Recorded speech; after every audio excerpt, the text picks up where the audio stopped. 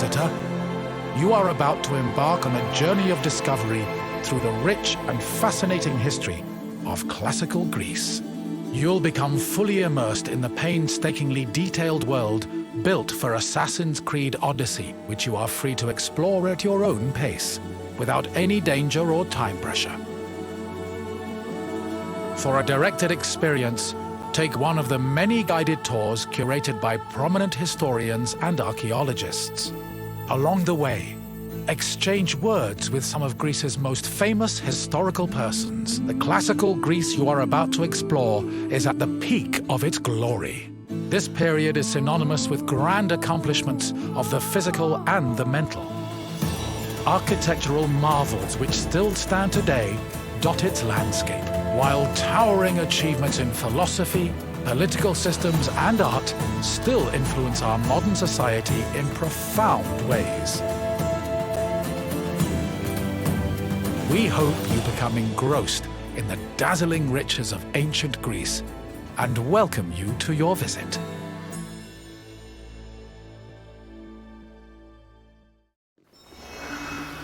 Τι γίνεται?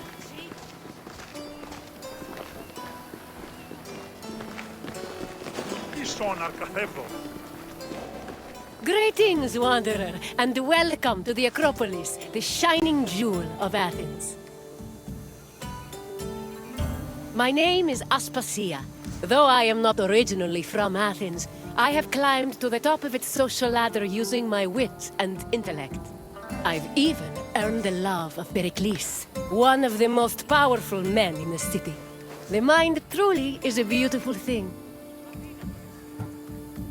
Personally, I think the Acropolis is one of, if not the, greatest place in all of Greece. Though, considering it was the project of my partner, Pericles, I may be a touch biased. The Acropolis of Athens is a bastion of art and culture worthy of the gods themselves. Within the citadel, you will find many important sacred buildings, as well as some of the most magnificent art in all of Greece. You are in for a very enlightening visit. When you're done, come find me, and we can discuss the things you have seen. Farewell for now.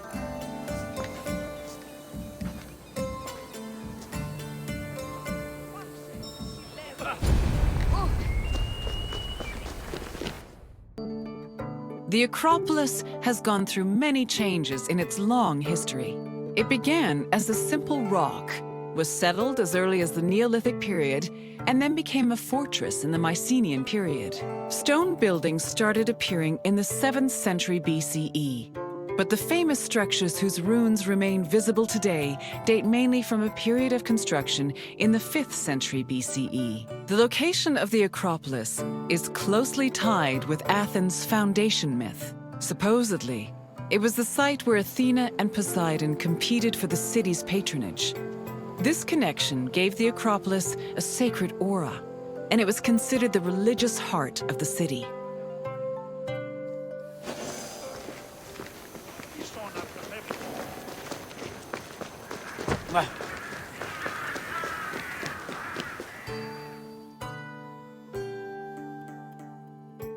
The Temple of Athena Nike was built on the remains of old fortifications from the Mycenaean era.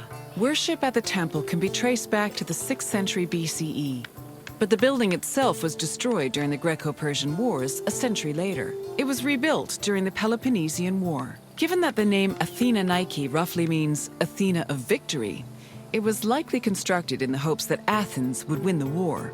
Unusually, the temple depicts historical scenes of battles against the Persians instead of the more mythologically inclined art of other Greek buildings. The temple's priestess was chosen randomly among the Athenians and received a salary of 50 drachmae annually, along with skins and trophies from sacrificed animals.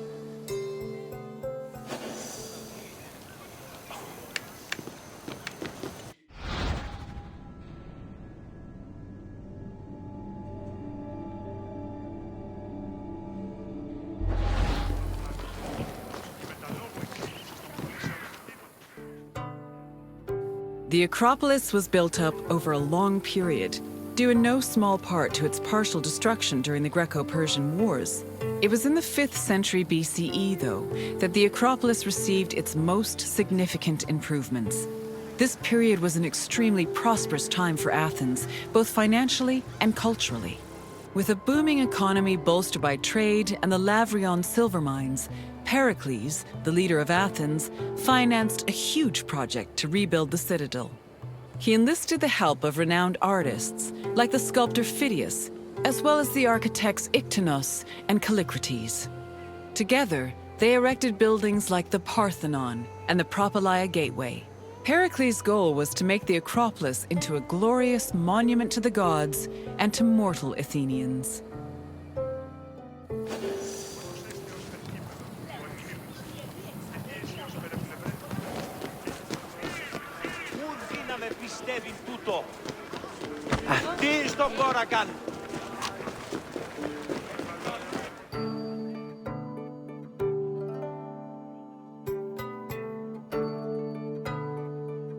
Behind the 𝕓𝕬𝓅𝓅𝓐 was the giant bronze statue of Athena Promachos, or Athena who fights on the front lines. That name was reflected in the spear and shield the statue held in its hands. It was erected in the mid-5th century BCE by the artist Phidias. According to an inscription, it took 9 years to make and cost almost 500,000 drachmae. At approximately 10 meters tall, the statue was apparently so large that Pausanias claimed its helmet and spear tip could be seen from the sea near Cape Sunion, 60 kilometers away.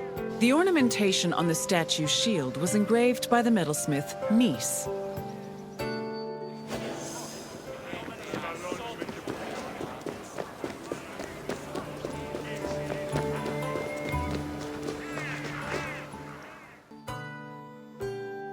The 𝓚𝓠phoroi were young girls between the ages of 7 and 11 who were in charge of special rites.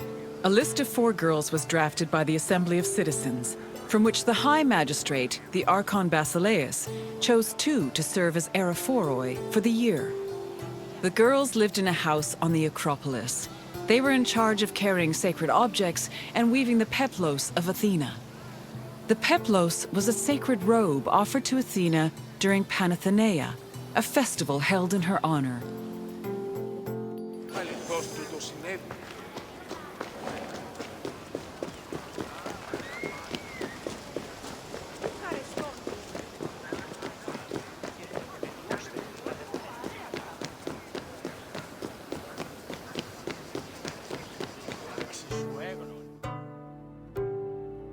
The Erechtheion was an atypical temple. It was dedicated not only to Athena Polias, but also to Cecrops, the mythical founder of Athens, his son Erechtheos, and even Poseidon, the sea god who challenged Athena for possession of the city. The temple was divided into sections. The eastern part housed a statue dedicated to Athena, while the western section jointly belonged to Poseidon and Erechtheos. Meanwhile, King Cecrops' grave was believed to be under the caryatid porch. Under the temple was a crypt that was said to contain the sacred snakes of Athena. The snakes may have had a sweet tooth because the priestesses of Athena allegedly fed them honey cakes.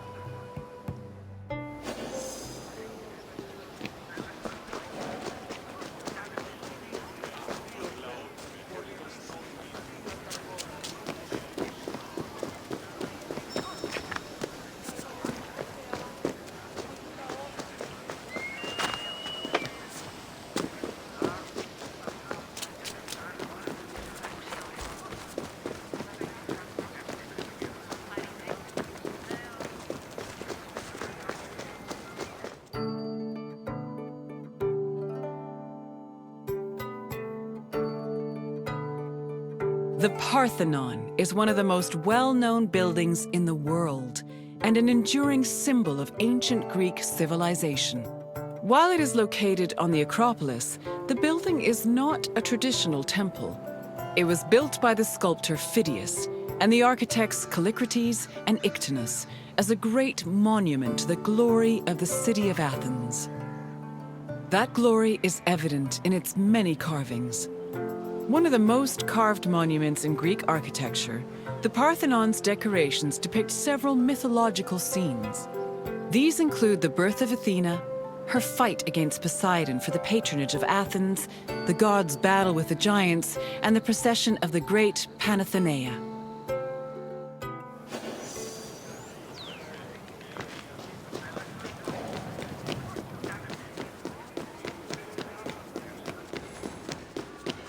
The Parthenon's inner chamber, or cella, contained a massive statue of Athena that was considered to be one of the sculptor Phidias's greatest masterpieces. The statue was chryselephantine, a combination of gold and ivory. To justify the steep cost of its construction, Pericles told Athenians that the statue was a gold reserve, which could be disassembled in times of economic distress. The cella also allegedly contained a pool, whose main purpose was to control the room's humidity, which helped preserve the statue's ivory.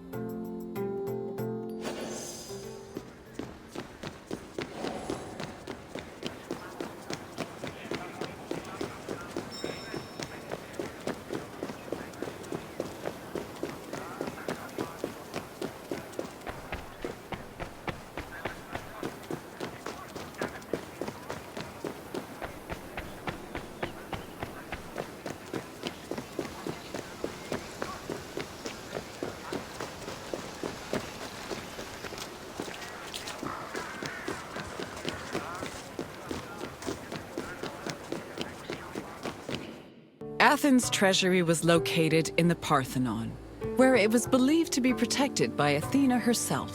The treasury contained objects of great value, acquired from different conquests, as well as a mass of minted silver coins and various offerings to Athena.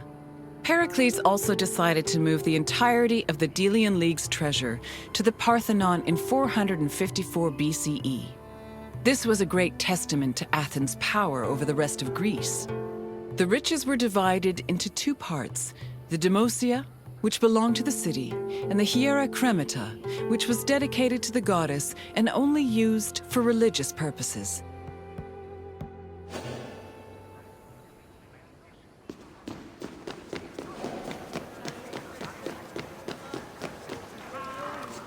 And what did you think of the Acropolis? It truly is quite something, isn't it?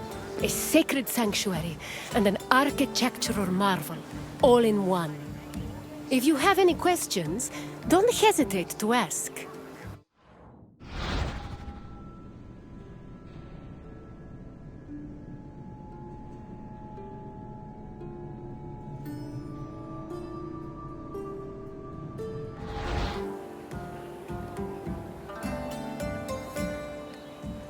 You're confident enough for a test?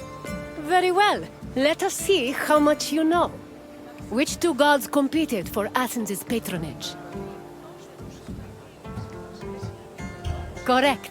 It was Poseidon and Athena who fought for Athens' patronage. As for who won, the answer is in the city's name. On to the next question.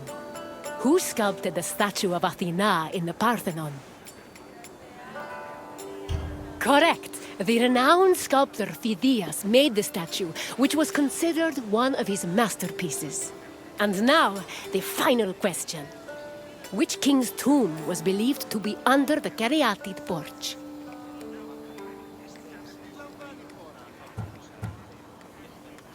Perseus slew the Gorgon Medusa and founded Mycenae, but he was not buried under the caryatid porch. Keep trying.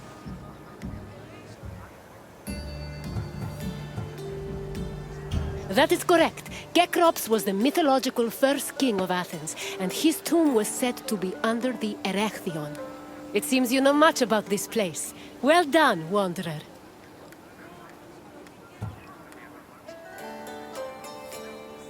Very well. On to the next tour.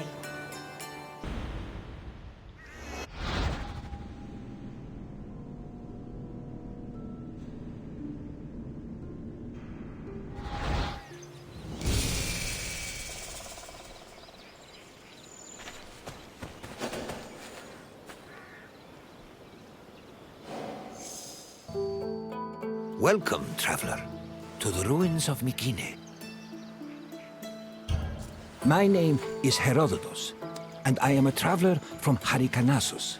I retrace the cause of various events, such as wars and great calamities. I describe what I see and record what I'm told, all with the aim of providing a better understanding of why these things occur. Look for me to introduce you to many sites.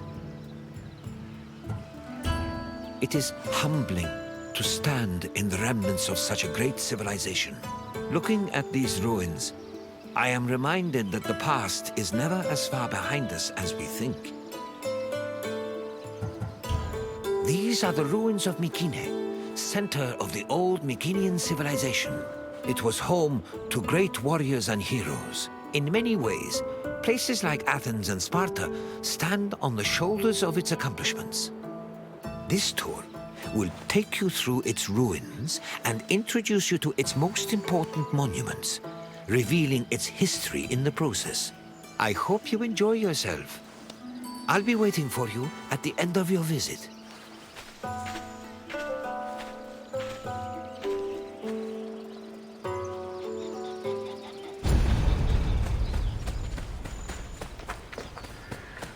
The Mycenaean civilization flourished in the Late Bronze Age between 1600 and 1200 BCE. During this period, it was mainly located in the Peloponnese and central Greece. Mycenaeans were known for exploring distant lands. Notably, they battled the Hittite-allied city of Walusa in a conflict that was believed to be the inspiration for Homer's Trojan War. But the Mycenaean people didn't only travel to fight. They learned much from their neighbors, the Minoans of Crete, such as how to write syllabic script on clay tablets. Such tablets provide evidence that Mycenaeans spoke an early form of Greek. They also tell of how great Mycenaean kings ruled over their warriors from opulent palaces in places like Mycenae, Thebes, and Knossos.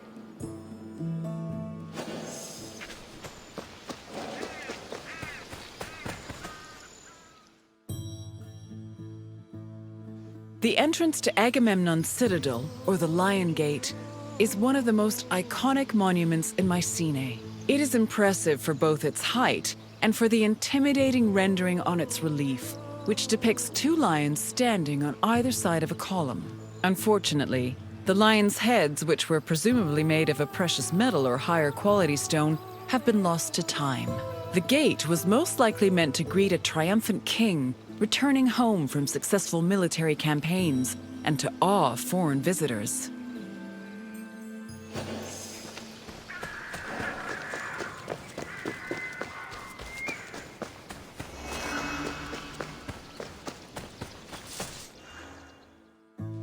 When these shafts were discovered by archaeologist Heinrich Schliemann in 1876, he believed the 6 gold-filled graves to be connected with the family of the great king Agamemnon, even going so far as to proclaim a gold mask he found within to be the death mask of Agamemnon. However, this was refuted by later excavations, which showed that the 19 bodies buried in the shafts dated back to a few hundred years before Agamemnon was even born. In fact, at the time of the body's burial, the Lion Gate and the citadel walls had not even been built yet. It's estimated that the people in the graves were members of the first Mycenaean dynasty. The graves later became a place of worship for Mycenaean kings, who raised walls to protect them.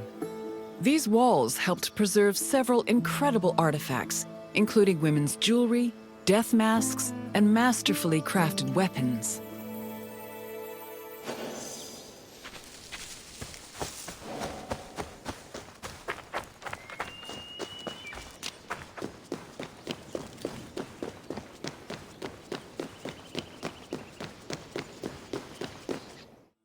By 1250 BCE, Mycenae was at the height of its power, and its living quarters and workshops were numerous. Houses were built everywhere, from the top of the palace's hill near the king's residence, to the slopes and terraces within the walls, to the nearby hills outside the citadel. At one point, the citadel's walls even had to be enlarged to make room for more quarters. The people who lived inside the citadel were those with high status in either the military, religious, or administrative sectors of the kingdom. This is reflected by the ceramic and metal vessels inside the houses, as well as their painted plastered walls.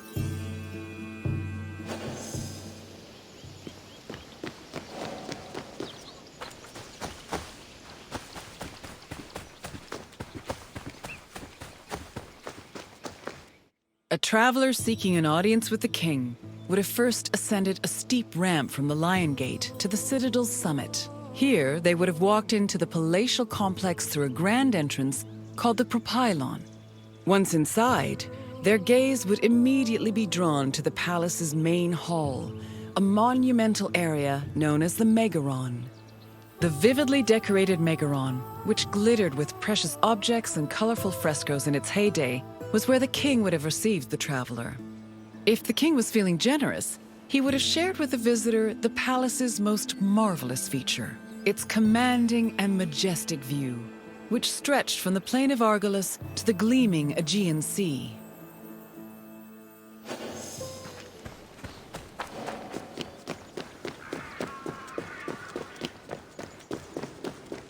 It was in this palace where a legendary Mycenaean king like Agamemnon would have held court. According to Homer and other poets, Agamemnon led the Greeks in the sack of Troy. Stories say that he was a fearsome warrior on par with Achilles, but also an overly ambitious and arrogant ruler. He sacrificed his own daughter, Iphigenia, to convince Artemis to grant his ship's passage to Troy. After conquering the city, he returned to Mycenae with mounds of riches, and a Trojan named Cassandra as his concubine. Agamemnon's wife, Clytemnestra, was not pleased with her husband's sacrifice of their daughter. She plotted to murder her husband out of anger. The plot was successful, and, depending on the version of the story, Agamemnon was either murdered in his bath by Clytemnestra or killed by his cousin Aegisthus during a banquet.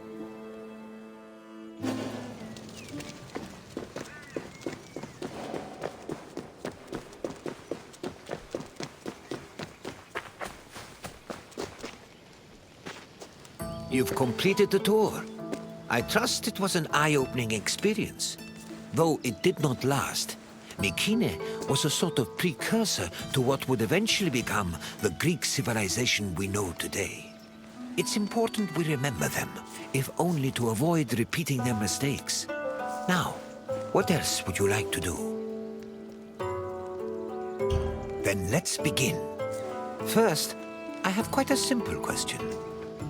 Which ancient city may have been the inspiration for Homer's depiction of Troy? No, the Meginians who were at war with Troy in the first place. Knossos was the supposed site of the legendary Minotaur, but it did not inspire Troy, although I am certain the Trojans wished they had a Minotaur on their side during the war. Either way, try again. Yes, the Mycenaeans' conflict with the city of Wilusa allegedly inspired Homer's Trojan War. Now for the second question. Agamemnon sacrificed his daughter Iphigenia to convince which god to allow him to proceed to Troy? Yes, Agamemnon sacrificed Iphigenia to reconcile with Artemis, who then allowed his ships to pass to Troy. Now, one last question. What was the name of Agamemnon's Trojan concubine?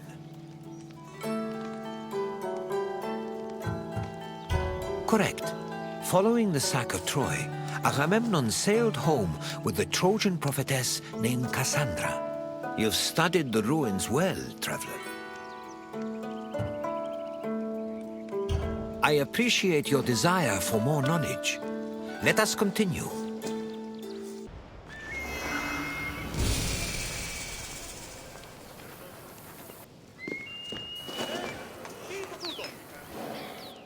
Welcome, friend, to this especially sacred part of the Olympian sanctuary. My name is Barnabas, and I am a ship captain. Don't be fooled by my scarred eye. Though I've seen my share of combat, I mostly stick to trading these days. Well, trading and introducing visitors like you to wonderful sights like this. This place is practically vibrating with divine energy.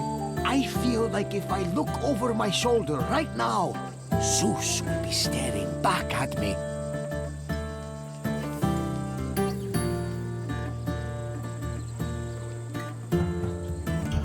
sanctuary of Olympia was dedicated to Zeus, king of the gods. It had close connections to the divine, as you will see very soon. I'll come find you when you're done, and we can talk about what you've learned.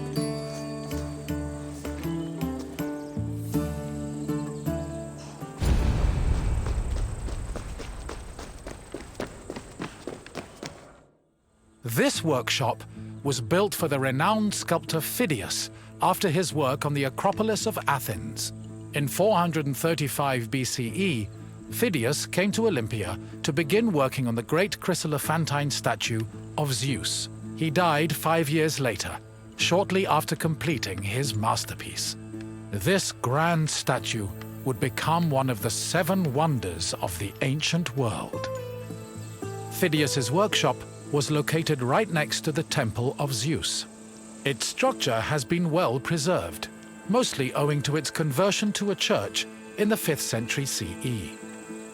Archaeologists have also discovered lots of ancient materials in the surrounding area, such as casting molds and sculpting tools. The most famous artifact, however, is a cup bearing an inscription that aggressively states, "I belong to Phidias."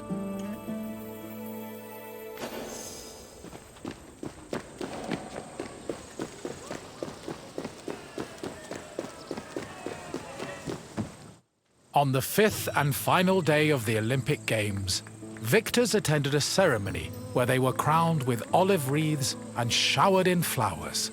The crowns came from the sacred olive tree of Zeus, which was planted near the god's temple. A young boy trimmed the branches with a golden sickle before giving them to the 𝕊𝕦𝕓𝕗𝑔 to turn into wreaths. After the crowning ceremony, it was time for great feasting and celebration.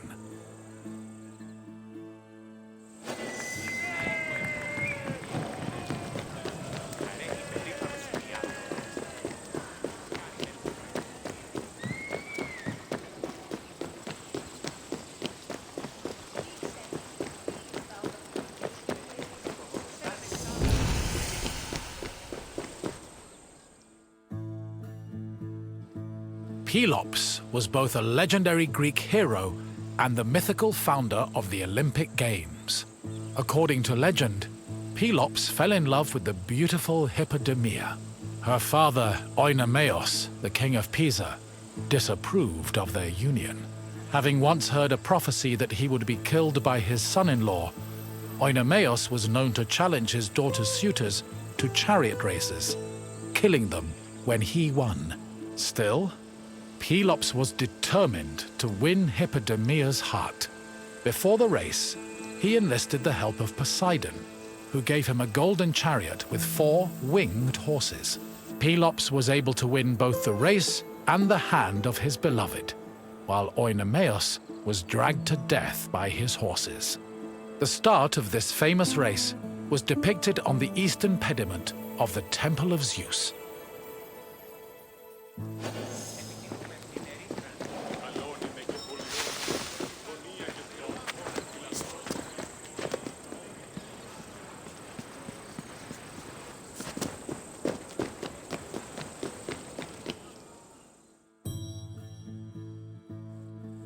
The Heraion was a temple dedicated to Hera.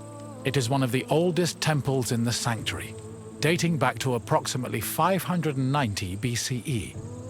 The structure included columns painted with images of women who won the Heraia, an athletic competition made up of running events. Every 4 years, 16 women were chosen to make a veil dedicated to Hera. These women also organized the competition, though they did not compete in it. The Heraia was unique for its focus on female athletes, in contrast to the male-exclusive Olympic Games.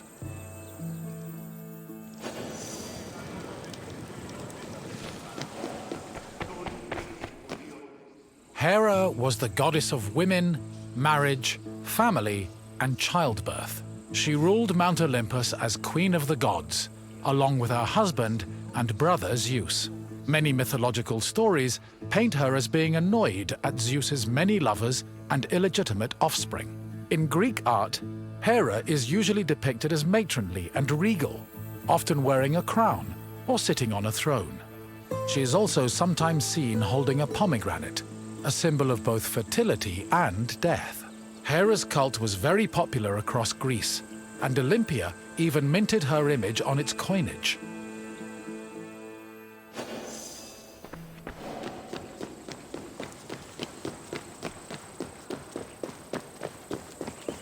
Oro. Yo soy Petrios.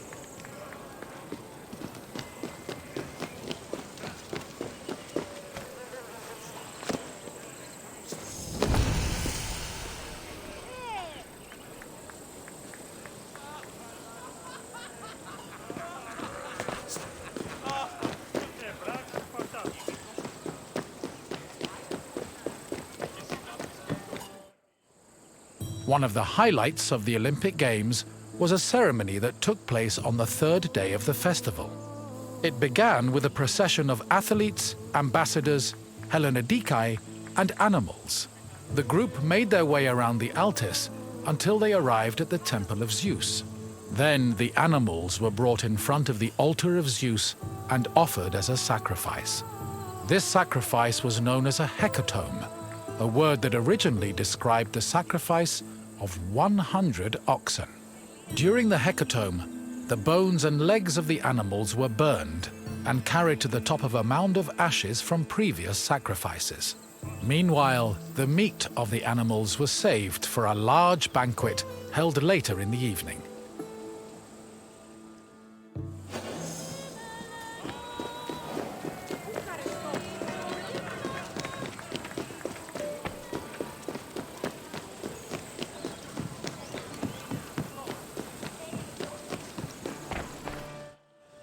The Olympic Games were dedicated to Zeus, and all the ceremonies and events were hosted in his honor. It is no surprise that the largest temple in the sanctuary was the Temple of Zeus. While most temples were restricted to priests, the Temple of Zeus welcomed all who visited Olympia. This openness was most likely meant to show off the gold and ivory statue of Zeus that stood within the temple's walls. The building also featured art depicting both versions of the Olympic festival's founding myth. The eastern pediment showed a scene from the legendary race between Pelops and Oikoneos. The temple's metapiece, meanwhile, showed the 12 labors of Heracles, the other mythical founder of the games.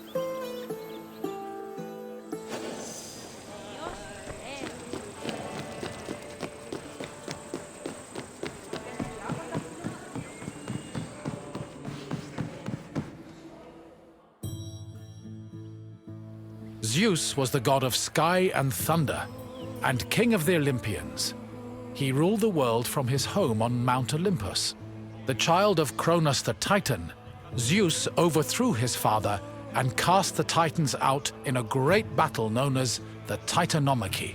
He had children of his own with his wife Hera, including Ares, Hephaestus, Hebe, and Eileithyia. He also had many children without Hera, much to her consternation, but there are too many to list here. Zeus was believed to have control over the lives of mortals, as his many epithets attest to. For example, his title Horkios made him a keeper of oaths, while Xenios was the name conferred to him as a protector of hospitality. In Greek art, Zeus was usually depicted holding a thunderbolt and sitting on a throne, befitting his position as king.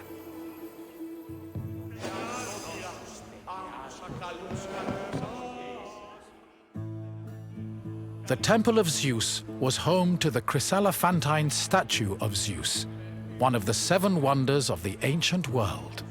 The statue, made of gold, ivory, and wood, was sculpted by the renowned artist Phidias. At 13 meters tall, it was as impressive looking as it was difficult to maintain. Oil was used to protect the wood and ivory from cracking and to prevent general decay. While the statue does not exist today, it was thankfully described by Pausanias in great detail, so its legacy lives on.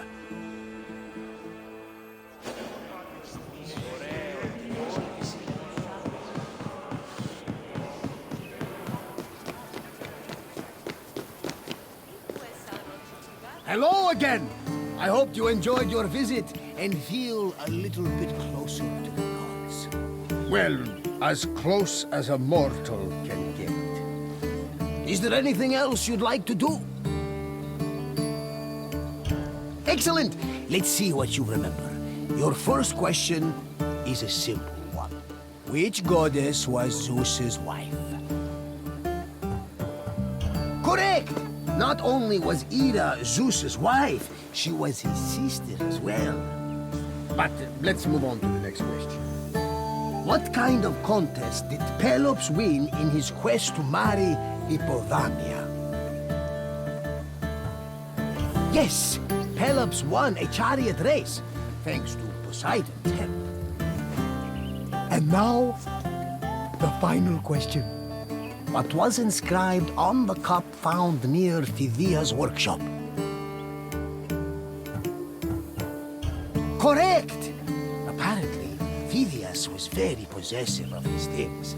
Perhaps someone from the sanctuary kept stealing them. But I'm getting off track. Excellent work, friend! You honor the gods with your great wisdom. Of course! Follow me, my friend!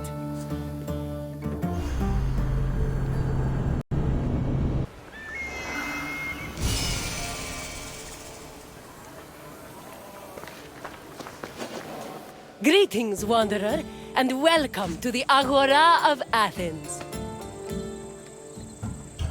I love this Agora. Where else could you find a common fish merchant and an extravagant jewelry seller within a few feet of each other? It's that kind of variety that makes city life so rich and exciting. The Agora is the beating heart of any Greek city. It is a place where all types of people may gather, from citizens and foreigners to magistrates and philosophers. All manner of business is conducted here, including political meetings, legal proceedings, and trade. When you finish exploring, come find me, and we can talk more. See you soon, wanderer.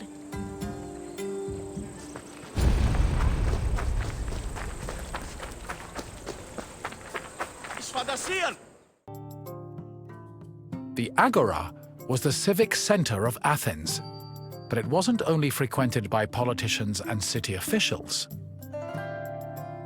The area housed a market where people could purchase food and other goods from merchants. It was also frequented by philosophers, who used the public space to establish schools and pass on their teachings to students. Religion had its place as well. Temples dedicated to Hephaestus and Apollo were located in the Agora, along with the altar of the 12 gods and the monument of the eponymous heroes.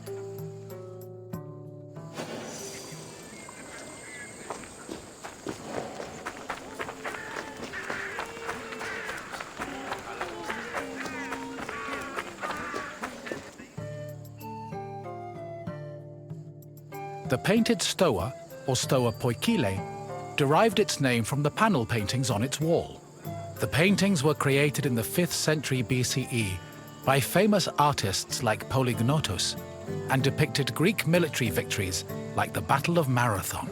The stoa served as a public meeting place for citizens, but it was especially popular with philosophers who used the space to pass on their teachings.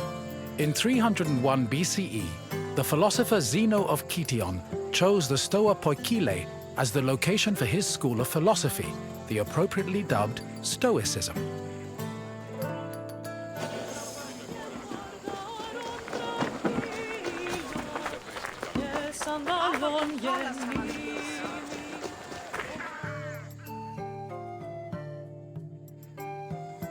Trade in the Agora was supervised by magistrates.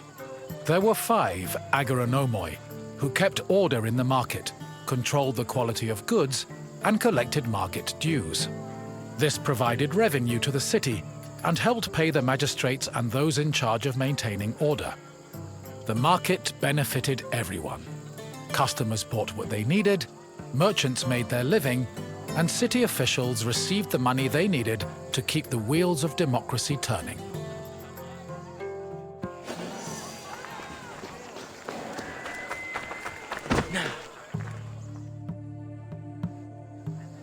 The original Temple of Apollo Patros was built around 535 BCE by Pisistratos, but was destroyed by the Persians during their invasion a few decades later.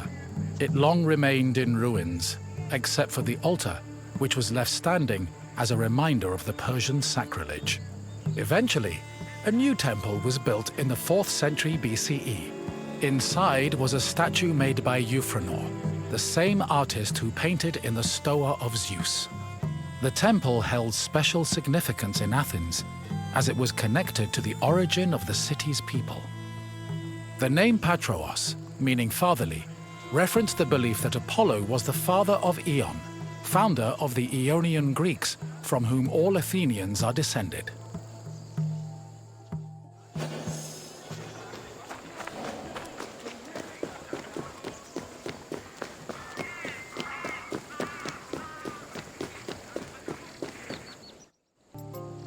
The Temple of Hephaestus overlooks the Agora from the Colonus Agoreus hill. Today it is one of the best preserved temples in Greece, owing to its conversion to a church in the Middle Ages. But while this transformation preserved the structure, it also damaged the surrounding sculptures. The temple was dedicated not only to Hephaestus, the god of metallurgy, but also to Athena Ergane, goddess of arts and crafts. Nearly every part of the Hephaestion was lavishly decorated with depictions of famous mythological events, like the labors of Theseus. The Theseus scenes gave the temple the nickname Thesion, a name that lives on today as a city district in Athens.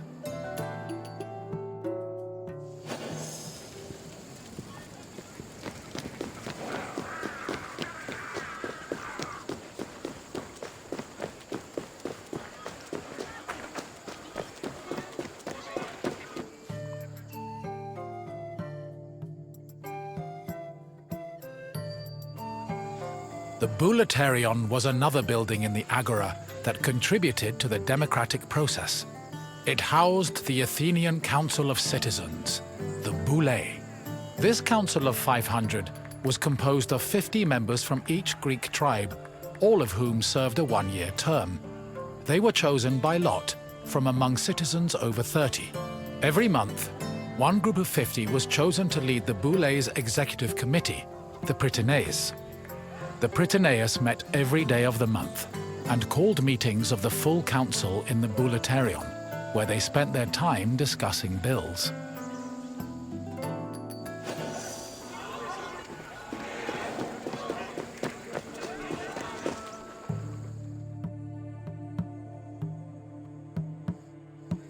The Prytaneion was one of the most important buildings in the Agora, as it was the headquarters of the Prytaneis. The Prytaneis was the executive committee of the boulē, who ran the city's daily operations. The Prytaneis dined in the Prytaneion, and 17 of them slept on site to ensure there were always officials available to deal with emergencies. The Prytaneion also housed the official weights and measures of the city. The Fire of Hestia, which provided sacred fire for all public sacrifices, was also located there.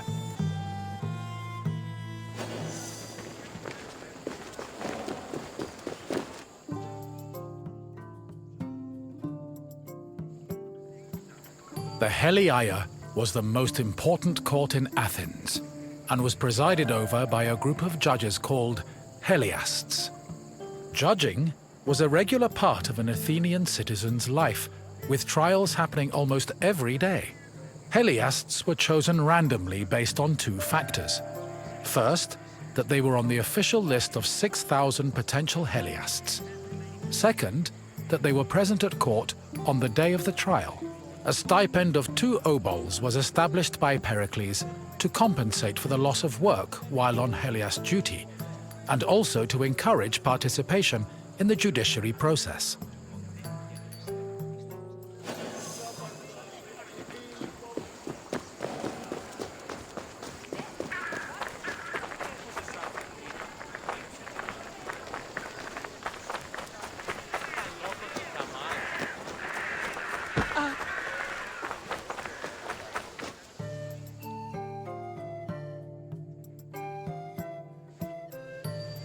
In the agora, an Athenian could buy and sell many different products. The permanent retail market was divided into sections according to the category of merchandise. Merchants and craftsmen who worked in the market could be citizens, foreigners, or even freed slaves. They sold everything from food and clothes to jewelry and slaves. With so much variety, competition was fierce, and that competition helped regulate the market's prices.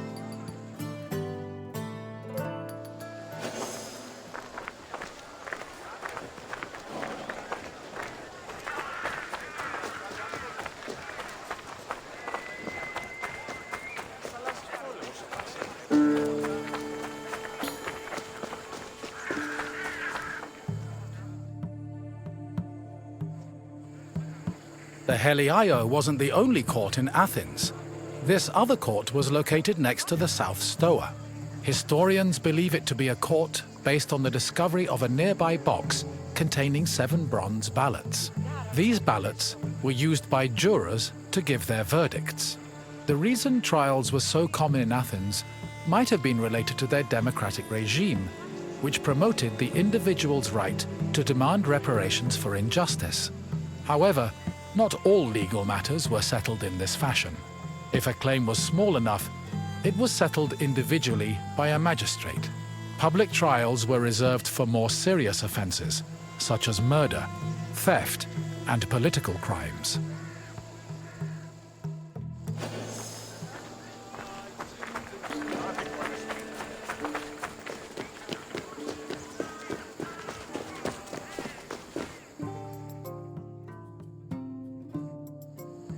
The mint was where the city made its coinage. It is believed that Athens' mint was in the city's agora, as modern excavations have turned up small disc-shaped pieces of metal used to make coins. Much of the silver required for minting coinage came from the Lavrion silver mines. Athens was so dependent on the mines that when they lost them during the Peloponnesian War, the city was forced to melt down a gold statue of Athena to mint gold coins and avert a monetary crisis.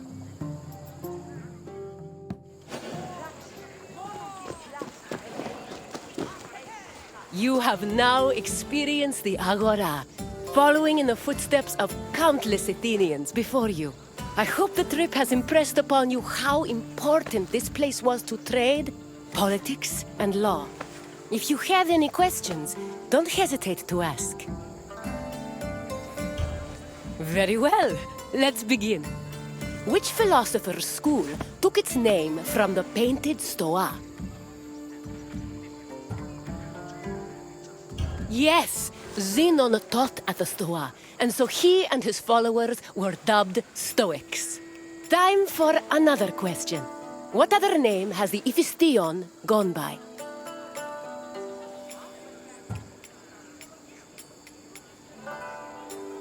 The Temple of Hephaestus depicted scenes from the labors of Heracles, but it was never known as the Heraklion. Try again. The Voulefterion was where the council known as the Vouli met to discuss civic matters. Keep trying. Correct! The name was inspired by the scenes showing the hero Theseus, which decorate the temple. Only one question left. When Athens lost the Lavrion silver mines during the Peloponnesian War, which statue did they melt down to mint new coins? Correct! The Athenians melted down a statue of Athena to mint gold coins. It's clear you are very familiar with the Agora of Athens. I'm impressed. As you wish. Let's see what else Greece has in store for you.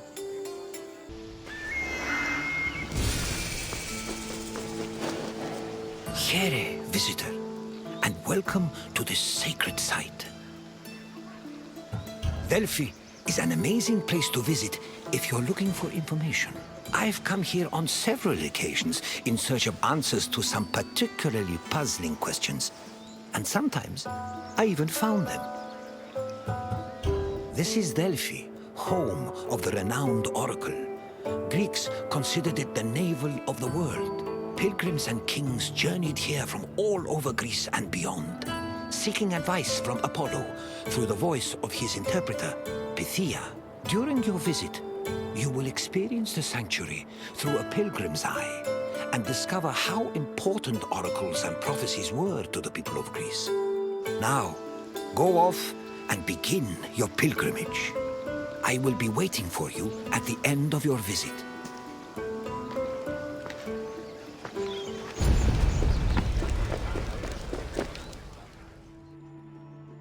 On their journey to the Temple of Apollo, pilgrims walked this sacred path up Mount Parnassus. The summer sun beat down hot on their backs. Along the way, they took in the magnificent monuments, treasuries, and statues that adorned the road. These landmarks were tokens of people's reverence for the oracle's benevolence. All were dedicated to Apollo, and most were offered by cities to commemorate military victories.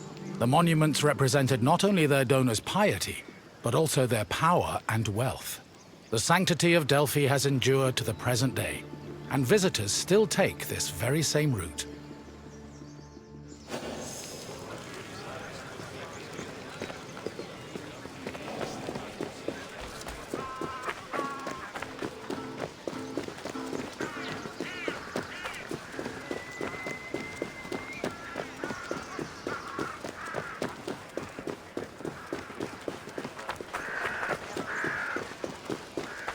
One of the most impressive dedications to Apollo came from the Cnidians, a Greek population that colonized the island of Lipari, north of Sicily. The story behind this dedication is notable.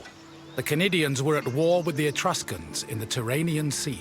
Seeking a good omen, the Cnidians consulted the oracle, and following her advice, they successfully captured 20 enemy ships. To thank Apollo, they offered the god the same number of statues as ships seized.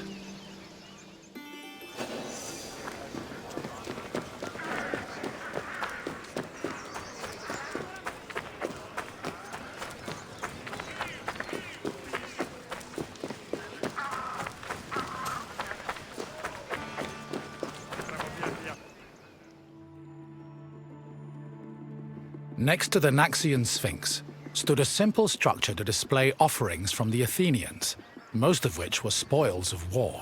In particular, these offerings, called ex-votos, were prows of sunken Persian ships. The Athenians built the portico after their naval victory over the Persians in 478 BCE.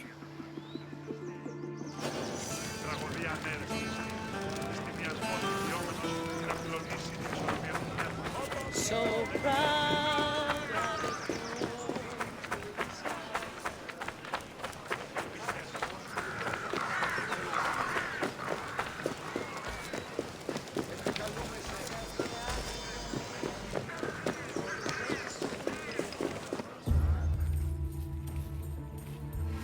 Once arriving before the temple, pilgrims wishing to consult the oracle had to first pay a tax. This tax gave them the initial right to approach the altar of Apollo and make an animal sacrifice to the god. But before proceeding to the Pythia, the preliminary ritual had to succeed. If the animal reacted favorably and showed signs of acceptance to the god, it was sacrificed, and the pilgrim would be allowed to enter the temple to question the Pythia.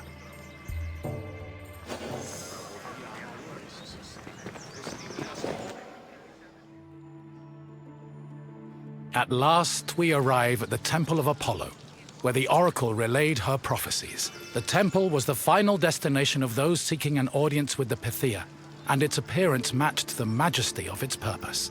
Atop its imposing columns, the structure's pediments displayed famous mythological scenes, sculpted by the renowned Greek artist Antenor. But as grand as the temple looked from the outside, it paled in comparison with what happened within.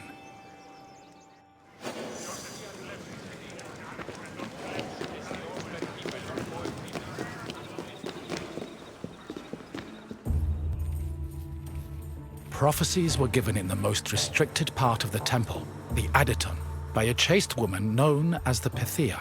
Before delivering prophecies, she first purified herself with water, then burned laurel leaves and barley flour to begin the ritual. Finally, while seated on a tripod surrounded by offerings, the Pythia delivered Apollo's messages. Her words were often strange and indecipherable, and required further interpretation by the temple's priests. Despite much research, the exact causes of the oracle's behavior while prophesying are debated to this day.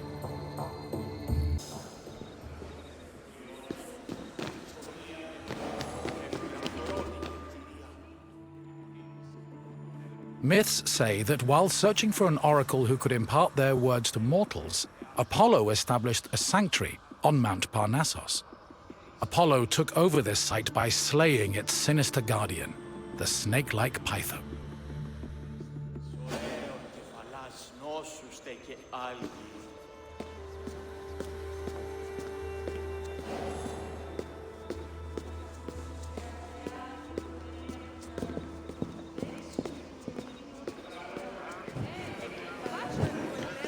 Your visit is complete. I hope you now understand how important this sanctuary was, and how it affected the lives of people both in the Greek world and beyond its borders. To be honest, I could speak about Delphi all day. But what would you like to do now? Ah, you wish to test your knowledge. Let's begin with a simple question. What did the oracle use to purify herself before her predictions? Correct. The oracle used water for purification. Time for another question. Which god was believed to speak through the oracle at Delphi? Yes, the oracle allegedly spoke the words of Apollo, which were then interpreted by priests. One final question for you. Delphi is situated on which mountain?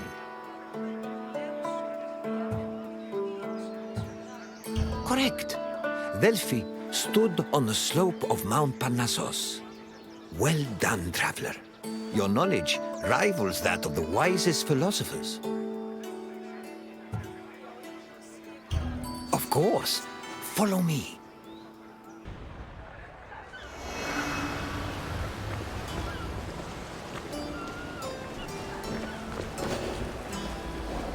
Greetings, wanderer, and welcome to the port of Piraeus. Piraeus is one of the busiest, most important ports in the Greek world. Money flows through here like a river that runs all the way to Athens. Acting as a port for Athens, Piraeus welcomed merchants, goods, and travelers from all over the world. It was a central part of Athens' economy, but it was also fortified enough to protect the city's considerable fleet. When you finish exploring the port, find me, and we will talk further.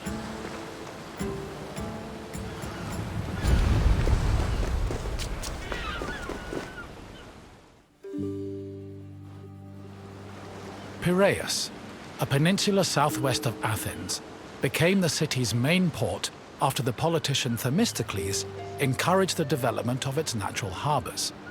These developments led to the gradual abandonment of the older harbor of Phaleron. Piraeus's fortifications were further developed by Cimon and Pericles, along with the long walls which ensured goods could still be moved during sieges. Piraeus was divided into three main sectors: the military port, the emporion, and the residential area. By the 5th century BCE, it had become not only Athens' naval headquarters, but also the mercantile center of the Mediterranean.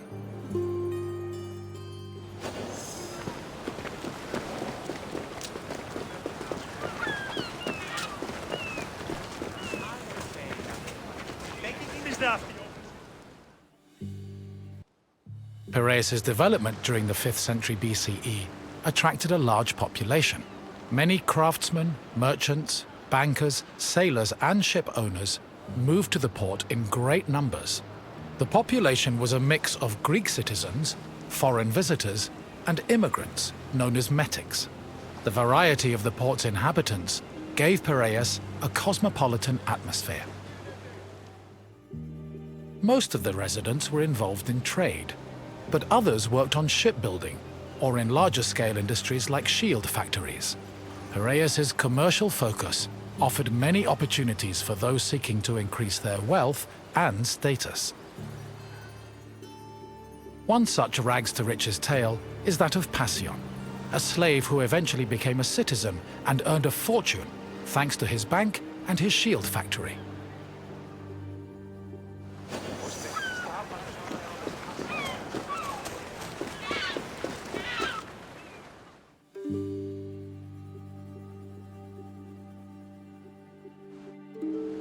Piraeus was a demi, or district, of Attica. Because of its size, function, and varied population, it had a much more complicated administrative structure than other demes. Above all, Piraeus was closely monitored and controlled by the Athenian assembly due to its importance to the city. Within the port, there were two separate categories of trade: international trade, which took place in the Emporion, and retail trade, which was managed by Kapaloi in Piraeus's agora.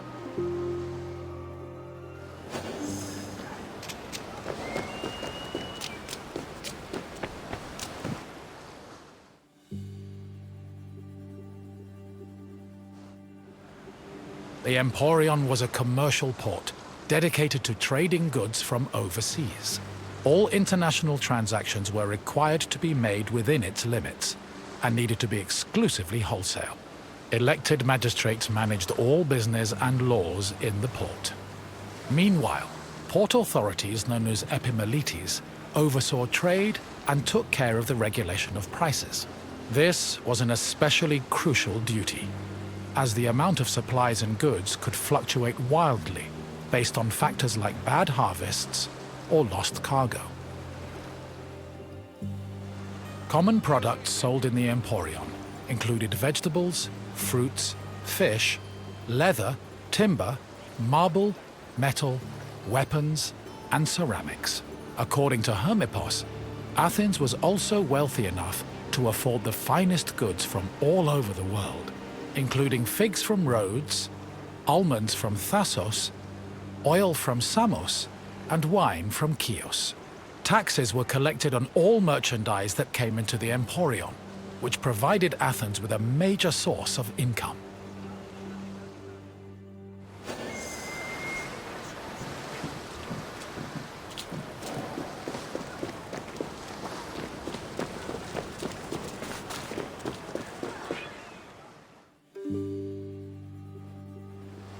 After arriving in the Emporion, merchants set up samples of their goods in a display area called the 𝕸𝔦𝔩𝔢𝔰𝔱𝔬𝔫𝔢.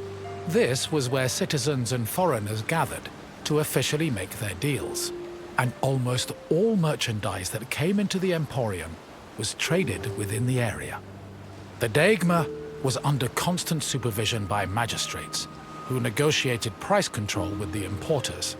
They would occasionally give special privileges to those who agreed to sell at lower prices. These privileges ranged from tax exemptions to specially reserved seating in the theatre.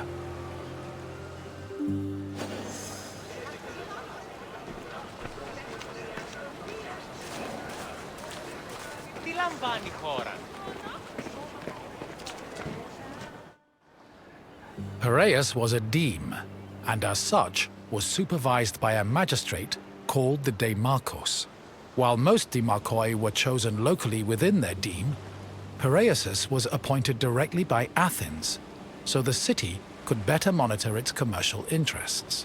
In fact, matters regarding the Emporion, the military harbor, and the grain trade were regularly debated and decided by the Athenian assembly. Transactions within the Piraeus were supervised by metronomoi.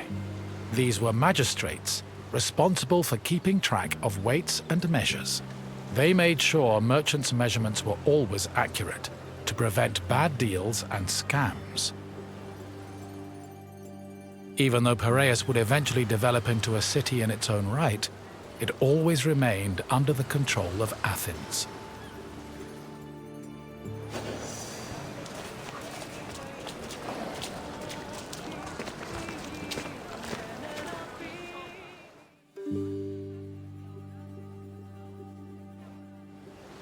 A commercial tax of 2%, or a pentecost, was placed on all cargo entering and leaving Piraeus.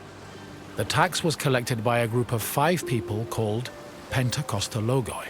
According to Andocides, this position could be bought for the hefty sum of 30 talents, or 180,000 drachmae. However, most of these officials made a profit of up to 6 talents, making the job very lucrative. While merchants were responsible for setting the value of their goods, 𝕊𝕦𝕓𝔬𝔫𝔢𝔰 had the power to challenge the value, if they saw fit. Furthermore, merchants were required to register with these officials before they could transport, display, and sell their goods. Overall, this system provided Piraeus, and by extension Athens, with a tremendous amount of money.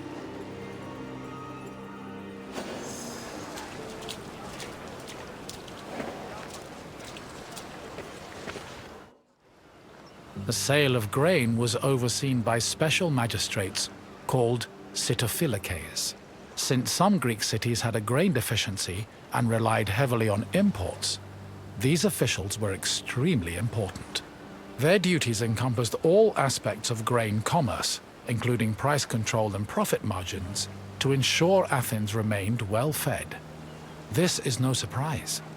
Grain was so important to Athens that 2/3 of all stocks were required to be transported and sold at the city's agora by law.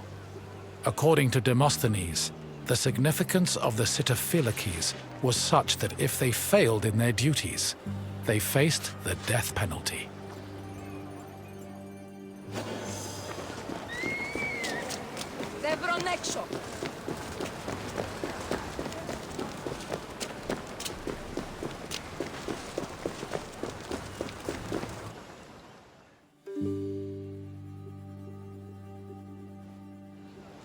The Emporion operated on a foundation of credit and loans. Overseas commerce was handled by 2 types of tradespeople. Emporoi transported cargo in borrowed ships, while 𝓈𝓊𝓅𝓅𝓅𝓐 were ship owners who moved goods on their own vessels. Elsewhere in the Emporion were bankers and accountants who arranged loans and kept track of incoming and outgoing ships. Emporoi and 𝓈𝓊𝓅𝓅𝓐 financed their maritime voyages with these loans, which often had a high interest rate due to the dangers of sea travel. Emporoi used the loans to pay for both the cargo and the right to a ship, while 𝓈𝓊𝓅𝓅𝓐 only had to pay for their crew. Loans and interest were repaid upon a ship's return to port.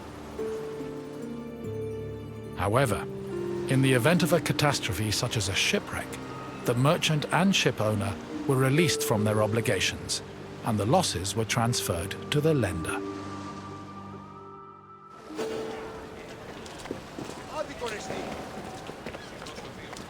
You've returned. I hope you enjoyed your stroll through the port. Piraeus was important to Athens' commercial interests, but it eventually came into its own as a vibrant and bustling port. If you have any questions, don't hesitate to ask. If you say so, let us see what you've learned, Wanderer. First, a simple question. Which Athenian politician originally encouraged the development of Piraeus' natural harbors?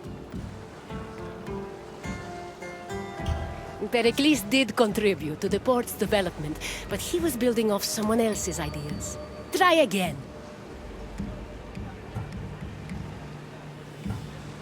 Correct.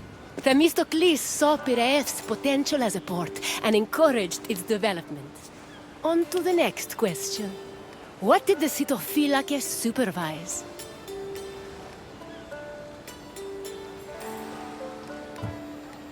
Yes, 𝕕𝕤𝕗𝒪𝒃s had the extremely important responsibility of handling all matters related to grain commerce.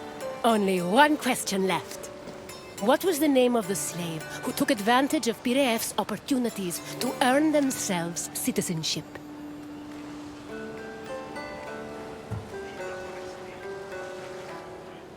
Perseus was a legendary Gorgon-slaying hero, not a slave. Try again. Correct.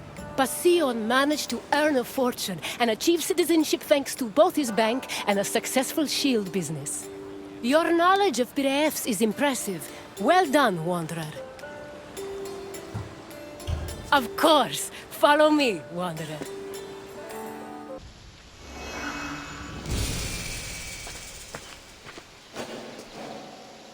Welcome, traveler, to the sanctuary of Asclepios, a place of rest and healing.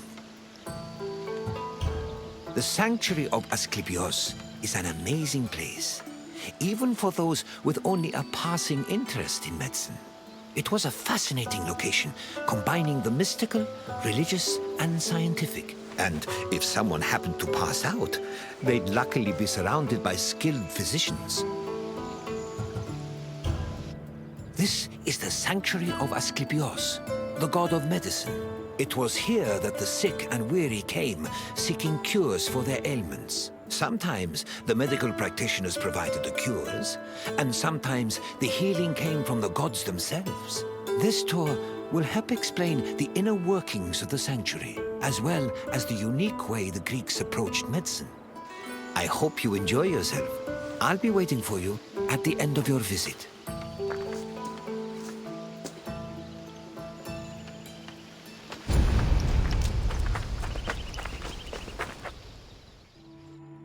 The ill and infirm came to this sanctuary to pray and offer sacrifices to Asclepios, the god of medicine. According to myth, Asclepios was once a mortal physician who eventually became a god. He had many sanctuaries across Greece, but the most famous was in Epidaurus. When pilgrims passed through the entrance of the sanctuary, they could read this inscription: "When you enter the abode of the god which smells of incense, you must be pure, and thought is pure when you think with piety."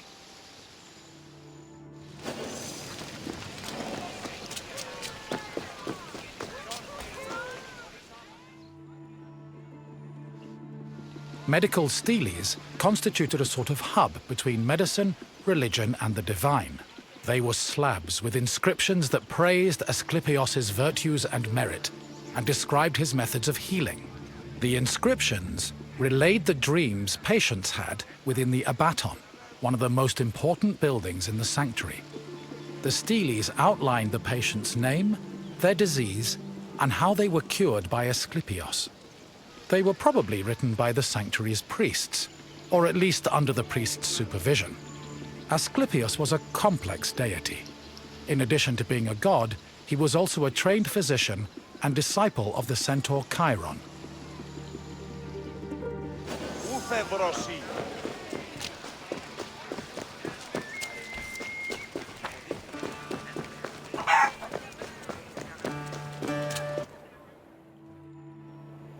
In ancient Greece, religion was inseparable from rites, processions, and sacrifices. This was no different in Epidaurus, and visitors to Asclepios' sanctuary needed to prepare themselves accordingly. Pilgrims cleaned themselves in order to be pure, then offered Asclepios food like honey cakes, cheesecakes, baked meats, and figs. The food was placed on the sanctuary's holy table, where it was presumably later taken by priests. After the preliminary offerings, visitors were allowed to enter the abaton, where they would hopefully encounter Asclepios in a dream. Medical steles also mention that healed patients sometimes gave additional offerings to Asclepios as thanks for being cured.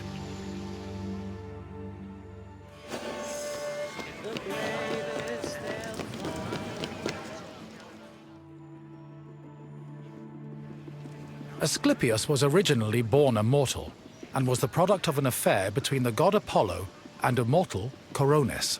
Apollo killed Coronis after discovering she had been unfaithful and ordered her body burned on a funeral pyre. However, he rescued his unborn child from Coronis' womb before the fire consumed her body. Apollo gave the baby to the centaur Chiron, who raised Asclepios and taught him to practice medicine. Over time, Asclepios became so skilled in the art of healing, he could even raise the dead. This angered Zeus, who sent Asclepios to Hades with a thunderbolt. Apollo retaliated by killing the Cyclopes responsible for making Zeus's thunderbolts.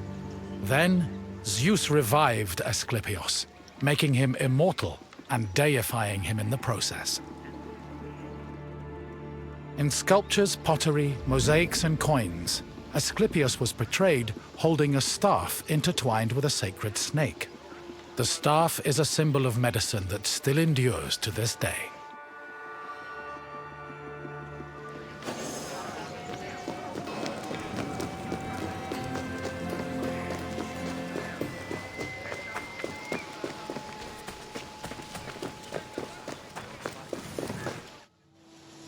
The epitouteon was the priest's residence.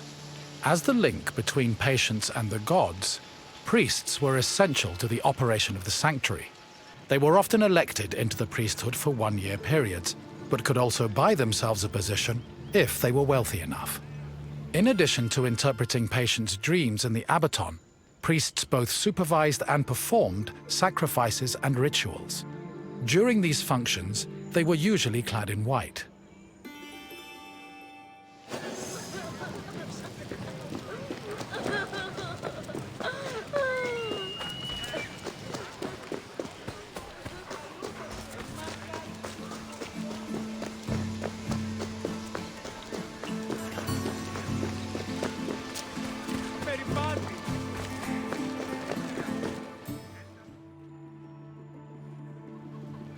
The abaton was built in the northern boundary of the sanctuary, where it surrounded a sacred well whose water was believed to have therapeutic properties. The abaton was where pilgrims went for incubation, or dream rituals. Details of the incubation ritual have been described in unearthed medical steles. They were also noted in Aristophanes' play Plutus, which featured a more comedic view of the process.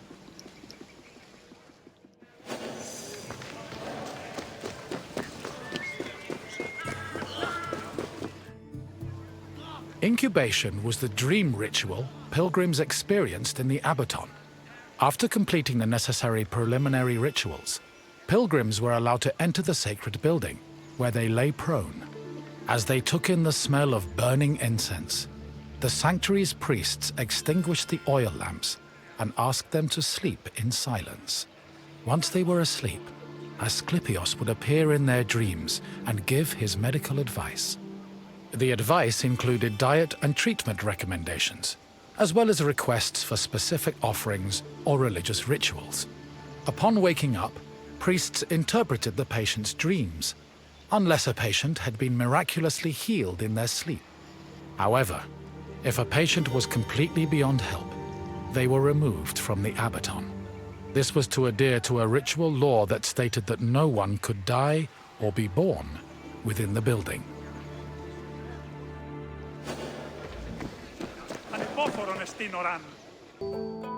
I see you've completed the tour. I hope you enjoyed your time in the sanctuary. As you can see, gods and miracles were just as important to the healing process as medicine was. Now, what else would you like to do? Excellent. Here is your first question. Which mythical creatures made Zeus's thunderbolts?